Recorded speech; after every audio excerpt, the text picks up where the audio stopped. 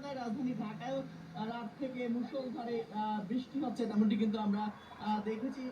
এখন কিন্তু আমরা দেখতে পাচ্ছি যে এখনো মুষলধারে যে বৃষ্টি, সে মুষলধারে বৃষ্টি কিন্তু চলমান রয়েছে, তেমনটি আমরা দেখতে পাচ্ছি। এই সক্রিয় মৌসুমী বায়ুর কারণে যে বৃষ্টিপাত শুরু হয়েছে, বিশেষ করে দেশের দক্ষিণাঞ্চলের যে জেলাগুলো রয়েছে, চট্টগ্রাম, পার্বত্য চট্টগ্রামের যে খাগড়াছড়ি, রাঙ্গামাটি, বান্দরবন, এই জেলাগুলোতে কিন্তু বন্যা পরিস্থিতি সৃষ্টি হয়েছে, সেটি কিন্তু আমরা দেখেছি। এবং বিশেষ করে বান্দরবানের সাতকানিয়া, বাঁশখালী থেকে শুরু করে বিভিন্ন জায়গায় হাজার হাজার মানুষ কিন্তু পানিবন্দী হয়ে পড়েছেন এই সক্রিয় মৌসুমী বায়ুর প্রভাবে। যে বৃষ্টিপাত, টানা বৃষ্টিপাতের কারণে বিভিন্ন জায়গায় কিন্তু বন্যার পরিস্থিতি তৈরি হয়েছে।